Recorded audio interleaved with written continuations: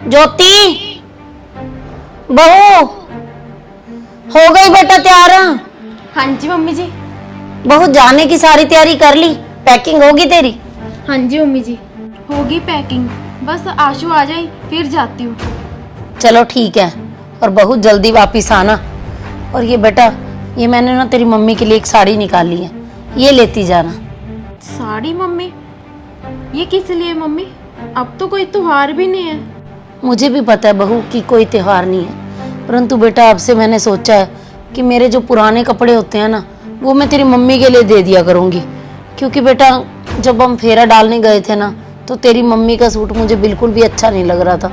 तो ऐसे हमारे रिश्तेदारों के सामने भी ना बहुत मुझे इंसल्ट फील हुई। और मैं तो बेटा कपड़े एक दो बार ही पहनती हूँ, तुझे पता ही है।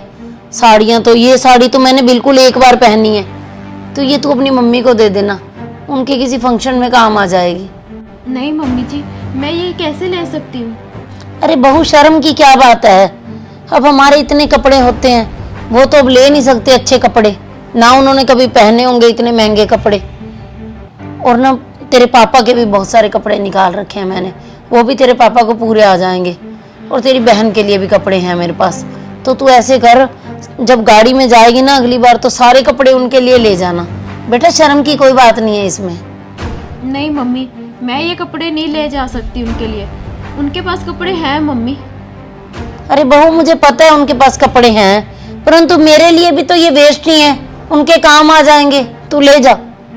मम्मी आपके पास इतने फालतू कपड़े हैं तो आप ऐसा क्यों नहीं करते? आप अंजलि की सास को दे दो ये साड़ी। चुप कर बहू, जो अंजलि के ससुराल वालों के बारे में कुछ भी बोला। तुम्हारे परिवार वाले गरीब हैं, परंतु अंजलि के ससुराल वाले तो गरीब नहीं है जो मैं उनको ये साड़ी उठा के दे दूं।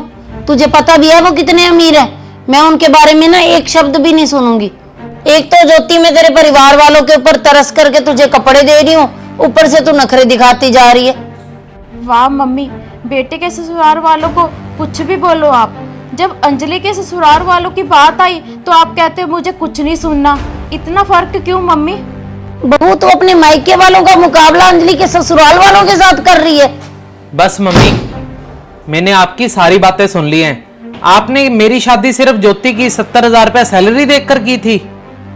ज्योति और मेरी शादी के बाद मम्मी, मैंने अपने ससुर जी को कहा था कि ज्योति आज से आधी सैलरी आपको दे दिया करेगी, लेकिन उन्होंने साफ साफ इनकार कर दिया सैलरी लेने से। उन्होंने बोला कि हमें नहीं चाहिए बेटी की कमाई, हमारा जो बुढ़ापा रह गया हमारी पेंशन से ही निकल जाएगा। और मम्मी, वो अगर बेटी की कमाई नहीं ले रहे तो वो आपकी ये उतरन क्यों पहनेंगे मम्मी? गरीब मम्मी वो नहीं है, गरीब तो आप हो, क्योंकि आपके बेटे की सैलरी, मेरी सैलरी 60,000 रुपये महीना है और ज्योति की सैलरी 70,000 रुपये महीना है। मम्मी, आपकी सोच इतनी छोटी कैसे हो गई? मैंने ये कभी नहीं सोचा था कि आप ऐसा कुछ भी कर सकते हो।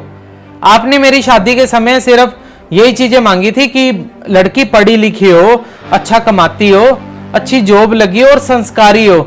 वो सारे गुण ज्योति में है मम्मी। तो आप हर समय ज्योति के मायके वालों की इंसल्ट क्यों करते रहते हो? और अंजलि के मायके वालों की इंसल्ट क्यों नहीं करते मम्मी आप? क्योंकि वो अमीर है इसीलिए। लो कर लो बात, भलाई का तो जमाना ही नहीं है।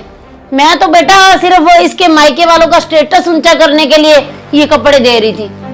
मम्मी, आपको ना मेरे ससुराल वालों की फिक्र करने की कोई जरूरत नहीं है, और उनको अपना स्टेटस हाई करने के लिए ना ऐसी उतरन पहनने की जरूरत नहीं है मम्मी, क्योंकि उनके पास उनका स्वाभिमान ही काफी है उनका स्टेटस हाई करने के लिए। मम्मी, आप ये बात भूल रहे हो कि गरीबों के पास ना एक स्वाभिमान होता है, जिससे वो जो भी कुछ पहनते हैं, जैसे भी कपड़े पहनते हैं ना, उसी में वो खुश होते हैं। मम्मी चल ज्योति, तूने कर ली जाने की तैयारी? हाँ जी। चल चले। चलो ठीक है मम्मी, मैं जा रहा हूं।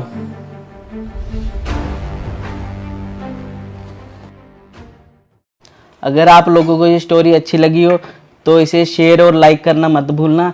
ऐसी और स्टोरी देखने के लिए हमारे दोनों चैनल मनचंदा फैमिली व्लॉग और अंजलि मनचंदा को जल्दी से फॉलो कर लीजिए और यूट्यूब पर सब्सक्राइब कर लीजिए।